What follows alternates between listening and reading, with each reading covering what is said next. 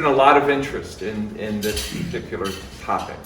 How we communicate, how we manage, how we inspire Gen Z workers. I'm not even quite sure what Gen Z means, so I'm hoping that's the first item. Except I probably have a couple who I'm related to.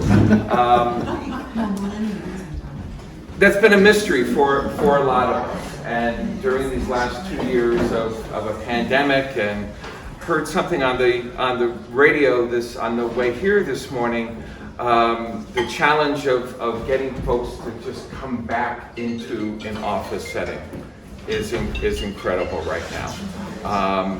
And add to that complication the expectations of Gen Z workers, who a lot of employers are telling me that in an interview process with applicants, those applicants expect that they're going to be able to work remotely, which is fine. But it doesn't work so well when you have a retail operation. So, to unveil all those mysteries to us this morning, I'm really pleased to introduce to you Dr. David Brower. David is the Dean of the Business and Hospitality Management School at SUNY Delhi. David is also on the Chamber of Commerce Board, and is really an integral member of that, and has been a great assistance to all of us at the Chamber. So, David, the stage is yours. Thank you. Well, good morning, everybody. Good morning. And thank you for having me, Ray. Nobody told me that my president was going to be here, so now I'm nervous.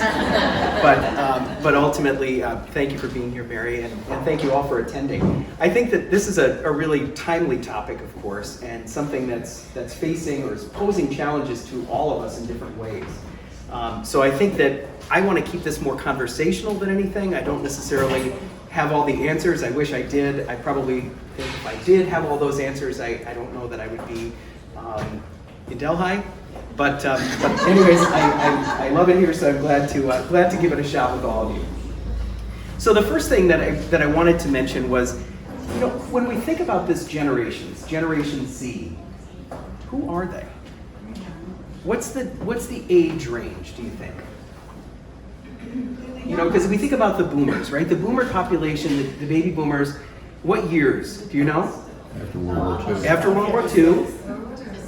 To 66. 1946 to 1964 is generally speaking that time frame that we look at for the baby boomer population. Then it gets a little fuzzier.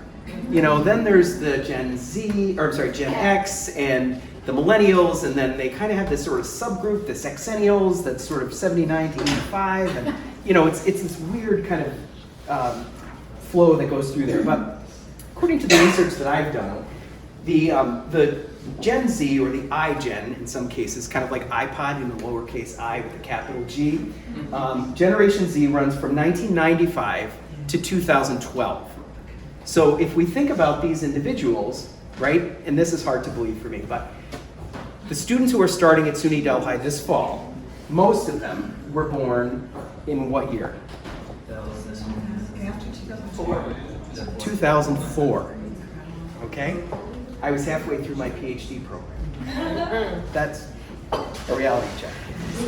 But anyways, when we look at that, in that generational kind of range, the youngest age today, of course, would be 10, right? Those students or those individuals are 10 years old. Probably not in the workforce quite yet. However, the eldest in that group is 27.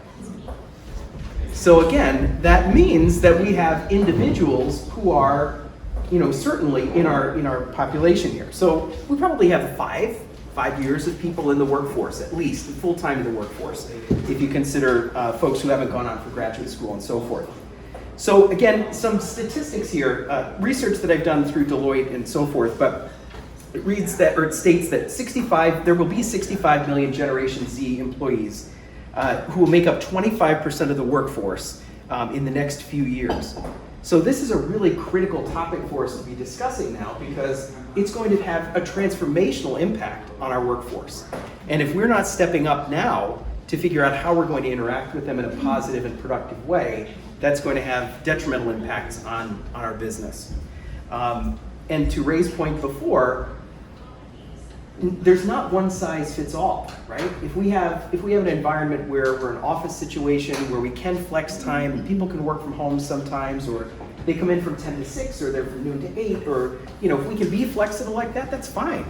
But if we're in a situation like the Hampton Inn, who has operating hours at a certain time, we can't necessarily accommodate that flex. But I've got an example that I'm going to share with you a little bit later that I think can help some of that, at least move us in the right direction. One of the other characteristics of this group is that they are the most diverse workforce in history. Not only demographically, meaning like ethnicity-wise, in that regard, but they're also, again, a very balanced generation gender-wise. They embrace cultural diversity, they embrace LGBTQ rights and so forth, everything. So again, we realize that this generation is really embracing difference, much more than some of our other generations have. So again, of course, it's going to be in our best interest to adapt and to consider their expectations as we move forward and as we think about how we're going to accommodate their needs. So when we all think about who this generation is, what are some of the things that first come to mind? Maybe they're misconceptions, maybe they're accurate, but what do we think about when we think about Generation Z in general sense? Not everybody, right?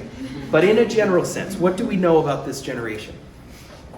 Inclusivity is important to them. Absolutely, which is a really positive thing, right? Especially as we're looking at it as global citizens, right? So inclusivity is huge. That's really important. What else? I think they have more expectations that the employer, it's a more contractual relationship with the employer. Like, they've got rights that need to be respected. Okay, yeah, so there's more expectations in a variety of different ways, whether that be with things like benefits or paid time off or compensation and so forth. Or just being treated with a lot of respect. Okay, all right, very good. And Joanne and I were actually chatting about this I think earlier. along those lines of work-life balance, like I never thought about having that at all. Workaholism was exactly the right thing to do. Right, You you know? had to earn your stripes before you had some. Exactly, right? You climb your way or claw your way up, and then you get to have a life. No, those are all good things. Sorry. Well, it's not your fault. They've all grown up with the internet. Okay, so they're digital natives, right? And this is the first generation, by the way, who has always had the internet. Right. They've always been connected. So. just that. So their lives. They're all out there on the internet, and so far, you can't remove those things that have happened on the internet, Sure. which for me has been a blessing. But I was not growing up during the internet. I think many of us can say that. I probably wouldn't be working at Silicon Valley. But very good points, definitely, as far as technology goes. So again, that's something that we really want to try to embrace, right, as we move forward. Just one more thing. I've been reading things lately about that fame and greatness are kind of passé, and that there's an idea of a good enough life, so that you don't have to be striving to be the absolute best in your profession or whatever, but that just good enough is okay.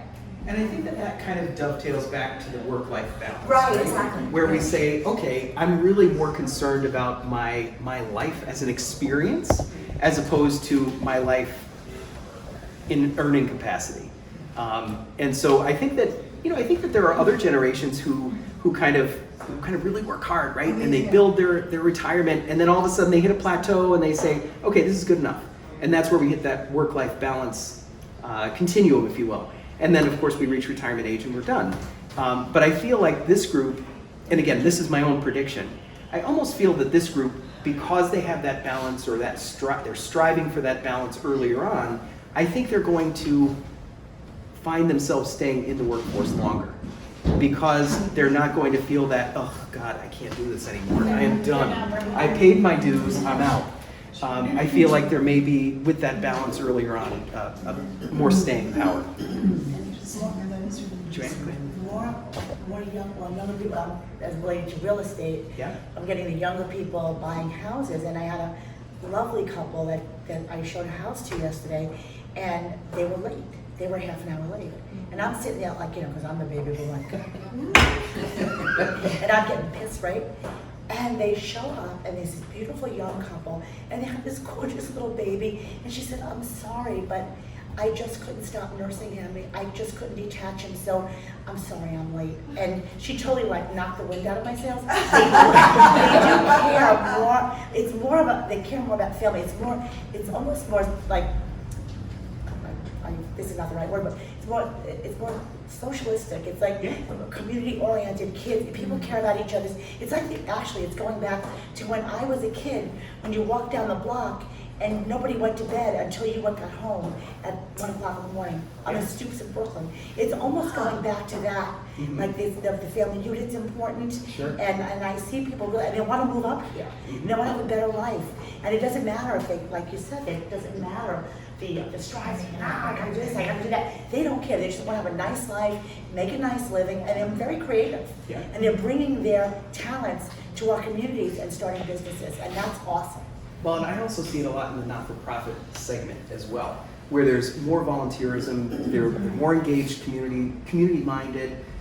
So again, that I think is a very positive thing as well. And again, we can leverage their technology skills and their engagement with social media. And for digital natives like that, they're right on it.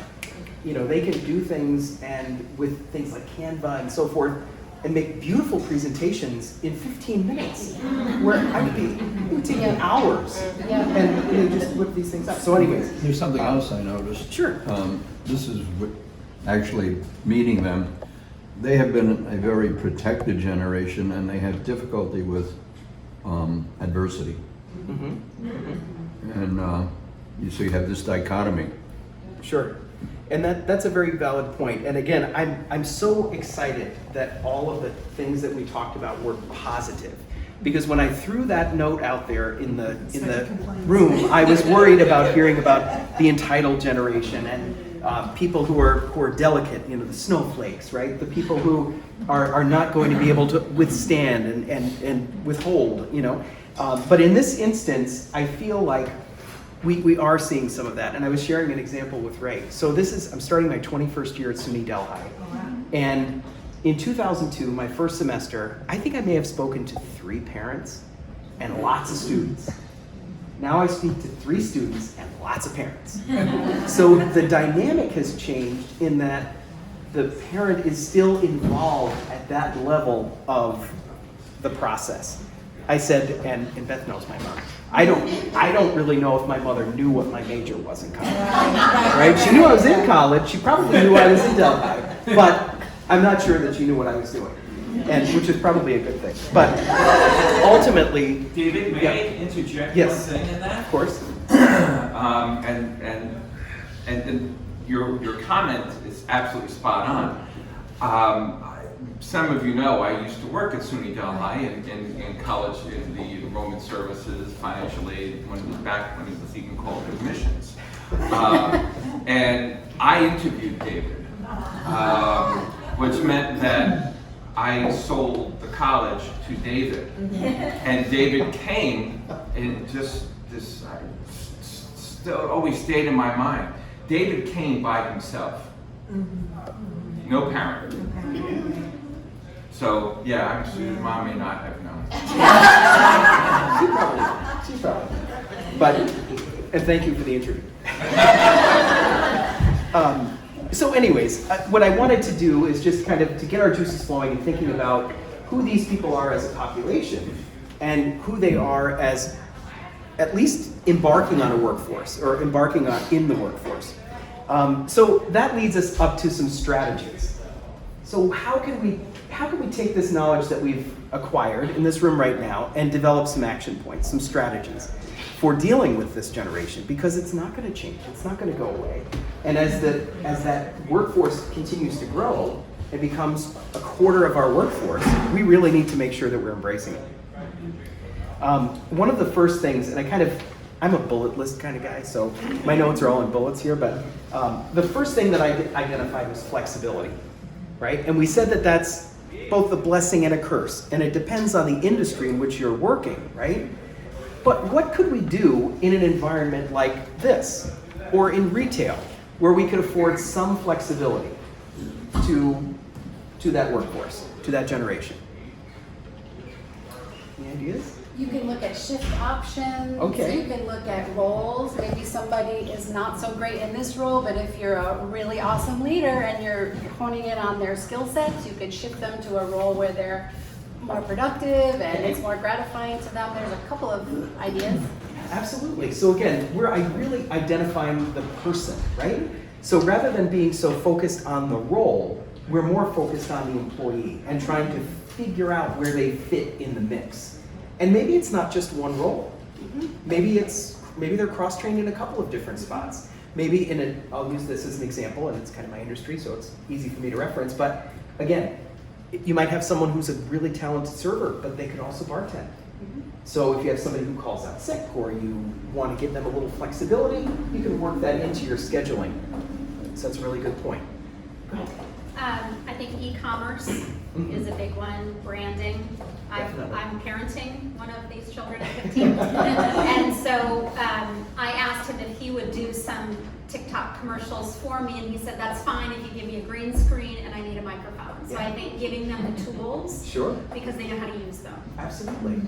And I think that provides them that engagement that they yearn for often as a generation. So that's awesome. Great job. One other thing, as a quick example that I had from a colleague that has a business in Cooperstown who, again, is a very seasonal business. She hires mostly high school students. So again, they're in this age category. She has an app, a scheduling app, and she hired her workforce at the beginning of the summer and scheduled the entire summer, every single day, all the way out through the summer. Every single employee, all the way through the summer. And those employees were on the app, and they could switch times if they needed to. So she said, I don't care as long as the person doesn't go into an overtime situation, you can switch amongst yourselves. Now, what did that cost her? She had to pay for the app, which I think she said was like $60 every 3 months. So it's a pretty low, light lift, right? The other thing is that she had to create it, she had to populate everybody, put all the people in, etc. She said the better part of an afternoon. But if you think about what you would do on a weekly basis, scheduling and taking into consideration people's requests and blah, blah, blah, you put way more time into it over the course of the season than that afternoon. But what did that flexibility afford to the people that were working for her? That's I guess- great, because it's It's empowering. empowering. And it gave them the opportunity to say, oh, well, I have a family vacation in July, and I already know what dates they are, so let me see who can cover for me now. And it took her out of the mix completely. It also means community, because they're all connecting with Right. one another, doing favors for one another. And that through that app, again, they were leveraging technology, and they were able to send out notices and any information that they might have needed to share with the employees.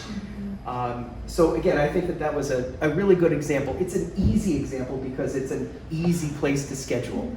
The other thing she had to do in the early part of the season was she had to make sure that she cross-trained everybody in all the different functions of that business. It's pretty easy types of tasks, so again, it's an easier example, but I think, again, if we are creative about it, we can actually apply that in multiple scenarios. So again, maximizing flexibility, I think, is one of the things that we can do to really meet the needs of that generation. The second part, of course, and this kind of dovetails into what I was talking about before, but is really, really kind of embracing technology. There's a quote here from the Deloitte study that I researched. It said 66% of Gen Z reports to use more than one connected electronic device at a time. I'm a Gen Xer, and I can say that I do that too, right? So again, that's not an unreasonable expectation. We talked about them being digital natives. We talked about them being able to embrace things like TikTok as long as they've got those tools. But how else can we really embrace the whole technology movement? How can we do that? Can we get them involved in our marketing? Right? With TikTok and social media, other types of social media. We're doing this at the college, right? We have ambassadors, students who are doing takeovers on our Instagram account or our Facebook pages. And again, what are we looking at there? Authenticity, right? It's an authentic experience. So rather than being the glossy propaganda that you get from a college fair, right, which shows everybody all smiling and it's perfectly ethnically diverse and everything, it's raw, it's real. It's like, really, what are you doing in a culinary lab? Or what are you doing in the vet side program? You know, and I think that students or customers of that same generation are engaging more frequently with that type of work. So again, I think from a technological standpoint, that's something that we want to be aware of. I'm just trying to keep track of time here. The other thing, and again, we've talked about this already as well, is diversity. These folks are coming from a diverse background. They already embrace it. They haven't, it's not a concept that they've been taught and that they had to read about and engage with that way. It's just been part of their life from day one. And so again, I think that they're expecting that the workforce is going to be consistent with their current framework and understanding. Again, I'm just going through these quickly because I want to make sure we get to all of them. Skill sets. This is an interesting point. This population of individuals are very, and you keep me in check here, right? So they're engaged with professional development. They want to learn. They love to learn, right? And I think that it's something that's built sort of into the DNA of this generation, right? And it's because it's not like I'm going to class for 5 weeks to learn something. I'm going to watch a YouTube video and I'm going to learn or teach myself how to do something, right? A function, a task. So I think that we're learning in little kernels as opposed to the whole cob, right? Whole corn cob. So one of the things that I think we can do to embrace that is we can, again, do things like tie some compensation to that, right? We can look at a skills analysis to say this person is worth perhaps a higher wage because of the knowledge that they have, what they can do for our organization, all right? In addition to that, we certainly want to make sure that funds are available, if we can afford it, to support that endeavor, right? So if they want to go to the Leaderful Delaware program, that's something that they can engage, that young leaders could engage in at a relatively low cost, right? And again, it's a networking opportunity, et cetera. So I think those types of things from a skill set standpoint are going to be very helpful. The other thing that I think is really important is the establishment of mentorship or mentors. There's a gap, right? There's a skills gap. Many of these folks are coming in, they're eager, they're excited, but they may not necessarily have the skills that they need to do the job that they've been hired to do. So we need to make sure that we lessen that gap. So it's important for us to make sure that we bridge the gap with mentors. So people from the baby boomer population, the Gen X, the Gen Y, all of these groups, how do we convey that information over? I was just thinking vice versa, that like besides the older people who have certain skills mentoring, the other way around, because see, like when I think about, so I'm retired now, but in my last 5 or 6 years in my job, things were constantly popping up that, I don't know what it was, Slack or something, or, different things that, and I was just like, I'm not dealing with that. I was past it. I couldn't learn these new things anymore, But if some young person in my company had said, I could sit with you for 45 minutes and show you how this thing works, I probably would have engaged in it, and that would have been better for the whole company, So I should have.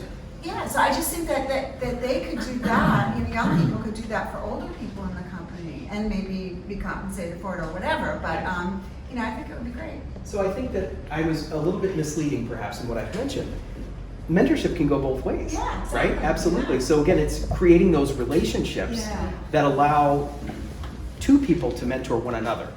So absolutely, I think that's a very valid point. Thank you for bringing that up. So we talked about things like flex time for professional development, and I'd mentioned in my preparation here and thought process, looking at succession planning. So identifying, maybe when people are towards the end of their career, and how do we make that transition so that the knowledge is transitioning also, but that we have an understanding of what the expectations are going to be of that next generation as they come up to those new positions. So that's another thing that I'd mentioned or thought about. And then compensation. This group is somewhat driven by money, right? There's a which again, the Gen Xers were not so much driven by money, as they bought houses and had to pay mortgages. Then there's a little bit of a different motivation there, but ultimately, again, the Salary.com study that I looked at said that 70% say that 70% of this population say that salary and benefits are motivating factors in accepting jobs, which was Can I add surprising to something me. to that? Yes, of course. Something that I've noticed, particularly in rural areas, employees are not given the opportunity to share in the company's success. And I think that is something that needs to be woven into that fabric for this generation and even former generations. Sure. No, absolutely. That's a good way of creating some of that passive But then you income. need to have a good evaluation system. True. Definitely. And again, some of this indirect compensation too, things like 401k programs. This generation tends to be more engaged with that, with planning, paid time off, tuition reimbursement and loan repayment, comprehensive health insurance programs, wellness benefits, and parental leave are all critical. So kind of to your point, Joanne, that really links back to that where there's that familial connection. So compensation is important. Communication, again, we can't say enough about communication. This generation just communicates a little bit differently. And it's not that it's all electronic, it's just that's the preferred method of communication. So what I'm saying is rather than fight it, let's embrace it, right? Again, we've talked about this at the college, where we're saying, well, we send them emails all the time and they're not reading their emails. Okay, well, they're not reading their emails. Are they reading texts? Yes. So text them, right? So that's what I do. And some people are like, well, I don't want my cell phone number out there. Who cares? You can Google me and find my cell phone number, right? So again, I would rather have that real time because there's another expectation that time isn't 9 to 5, right? If I text you on a Sunday, which I don't love getting texts from students on a Sunday, but you know what? I'll respond to them. Why? Because they need it. And there's sort of a sense of instant gratification here, right? So if I can handle a problem, I'm going to deal with it. That's something that I think is very critical with this generation. David, I have a Certainly. comment or a question Yeah. about that. As an employer Yes. who's not of this generation Mhm. and who is still a workaholic, when thoughts are happening or I'm working on a Sunday at 10 o'clock at night, I'm very careful about not texting because Yeah. I feel like that's intrusive, but I will send an email because I feel like then they have time to deal with it. And sometimes I do text. I don't know what to do. Honestly, I just don't know what the right answer is. You know what I think is totally fine? Is to ask. Yeah. Say, what's your preferred method of communication? And if I have a crazy idea at Sunday at 10 o'clock, do you mind if I send you a text? And if they say, no, it's kind of my personal time, Yeah. then respect that and send an email.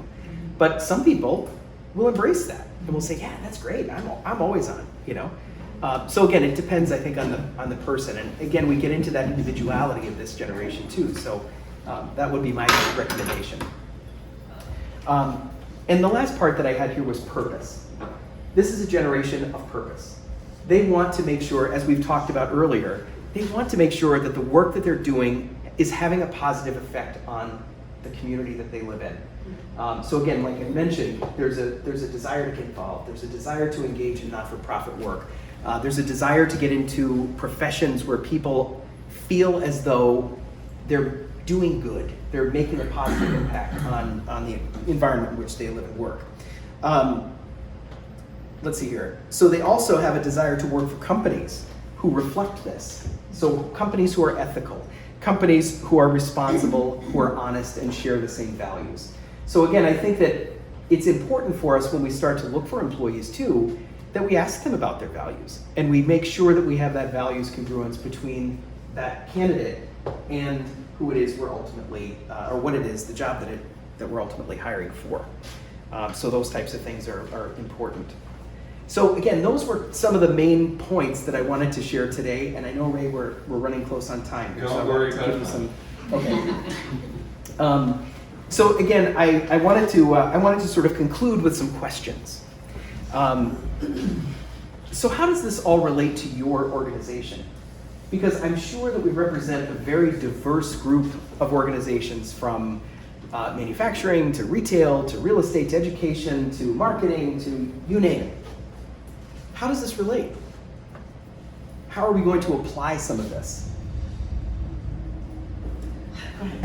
So I'm from Robinson Terrace. We're a skilled nursing facility. So we're caring for one generation. Typically, most of our generation is of the geriatric population. But we're getting in Stamford, New York, recruitment is tough. You know, we're not getting 15, 20, 30 applicants like our sister facility in Oneonta is a month. We're getting 5, we're getting 4. So I tell my staff all the time is retention, and retention is where it is, and it's retention of our current employees, it's retention of the people that are coming in, and that tends to be this new generation of people that want to have a voice and want to be heard. But then the current department heads that I have that are a little more old school and don't want to be told, and you know, this is how we do it. What do you mean technology? What do you mean, you know, fresh ideas? So it's bridging that gap kind of on all levels. So the generation we're caring for understands where we're coming from, but also the departments themselves are working together. So it directly relates to what we do every day. Absolutely. It's a tough bridge, but we're getting there. It is, and I think that it's something that we're not going to change like that. Yeah. But I think the more that we, as the leadership of those organizations, embrace that transition, I think the more we're going to get the sort of the veteran population on board. Mm-hmm. And again, kind of goes back to what you were talking about as far as that sort of two-way mentorship program. So, very good points. That's actually a great segue, if I may. I'm sorry, we're going to call on somebody else. A couple of things jumped out at me in the data that I've been swimming in, drowning in now for 12 weeks. Back to the differences in generations working together. It's a wonderful opportunity to begin to bring in tools to teach that diversity and inclusion. It's a fantastic, we often think of diversity as differences in race, differences in gender, differences in religion, Mm-hmm. but it's any difference. And I want to bring in the fact that as far as businesses, because we are, the Chamber of Delaware County, I also want to encourage the older people in business to be be informed by data. Mm-hmm. Because we all have our personal experiences with this generation, and it's just our personal experience. And what I find amongst, I have a millennial, they're incredible. They've taught me, I want to be them when I grow up. I have a Gen Zer who just finished her undergrad in integrative neuroscience in Binghamton, and honestly, very resilient. My Gen Zer is very resilient, and we are in Delaware County, so we have a very unique population. We have a lot of at and below poverty line families, and those generations, those young people have been resilient in ways that we can't comprehend being resilient. Right. So really looking at how they've been resilient and looking at the protection, the armor that they've put on themselves. And I believe, personally, this is not research-based, but I think that's part of why they've developed some of these characteristics. One thing that is coming out of the data is that they've seen, a couple of people here have mentioned, college behaviors or being a workaholic. All of those things were norms at one time. All of those things came out of the Industrial Revolution, where a lot of our older generations are still clinging to some of those constructs that aren't working. And they know that. They see what it's done to their parents. They see what it's done to the older generation. So if we're coming into the picture with a lot of biases, and some sunk cost fallacies, we're doing things the same way over and over and over again, with things not changing, they're onto that. They are so onto that. And they also know that even if everybody that's employable in the nation right now, this also is coming out of the data, is employed, we are still lacking a lot of people. Sure. There's still going to be empty positions. They know that. They know that. Yeah. They know that there are jobs. Right. And so embracing, I think it's a wonderful opportunity for for all of us to really move forward in constructs that are now relevant for today. And as far as the reason that was a great segue for me is because looking at this particular population in this county is very important, as well as the general, you know, opinion or the general characteristics of this generation in general. No, but you're Again, absolutely right. general. And I think you hit on another very valid point too, is that it doesn't need to be so structured, right? Right. It doesn't need to be a diversity training. It could be a conversation, you know? And again, the value of the people sitting in this room, this is your network. Yeah. And you leverage that network in a variety of different capacities. So maybe you have someone who could speak to certain sensitivities or experiences. And I think that this generation, but all generations, engage with that, right? When it's something that's personal, it's not just coming out of a textbook.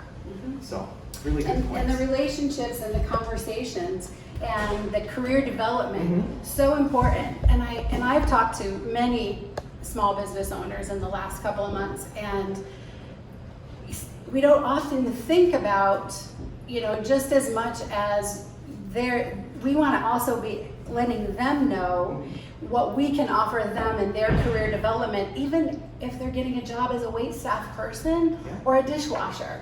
And we have those conversations. What do you think you'd like to do in your life? Where do you want to go? You know, how are you feeling about this? And you help, you know, as the experienced, as the mentor, you help them pull out the skill sets that are coming from that job that they can apply for the rest of their lives. You know, wasn't my first job, but one of my first payroll jobs was at 16 was at McDonald's, right? And I trained in Sydney when they were building the Delhi McDonald's because it wasn't built yet, and I actually got a lot of really good work ethics from my job there. Yes. It's all changed, and it's probably not as relevant for today, but But it laid the foundation. it did. Yeah, It absolutely. did. Could I quote my favorite American? Sure. You all heard of Samuel Clemens, right? I don't know if all of you know that he never went beyond 8th grade. But he said something that has been very compelling in my mind. He said, "I'm not going to allow schooling to get in the way of my education." The whole kernel. I just also want to point out that the past, 20 years, I mean, there have been so many unpredictable things that have happened, even before this pandemic. 9/11, a war on terror that had no defined end. Domestic terrorism, the climate change, they're all seeing these things too and seeing nothing is really predictable and there aren't defined ends. I mean, I guess we're supposedly out of a pandemic, but not necessarily, and now we have monkeypox. Right. Well, it's that one thing. It's not okay. This is over. We can breathe, and then something might come along. Issues are blending one into the next. Well, right, because obviously certain things happened as a result of the pandemic, like people saying, well, no, I don't want to do that job anymore.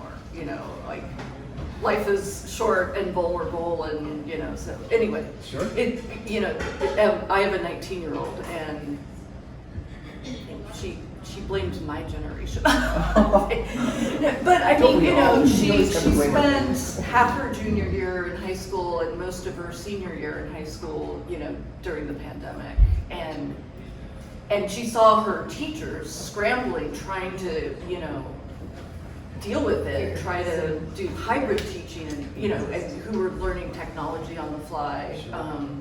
God, remember the early days trying to learn Zoom and all that? Well, I know that this is a conversation that could continue for days. And I'm glad to do another session or a follow-up or something if we'd like to do that. This was just to whet the appetite and to give you some things to think about and to see how we might be able to move forward in a positive and in an effective way. There's no predictability, right? It's always a challenge, but ultimately I wanted to again provide you with some of those thoughts. Ray, thank you very much for having me David, today. thank you. And thank you all very much.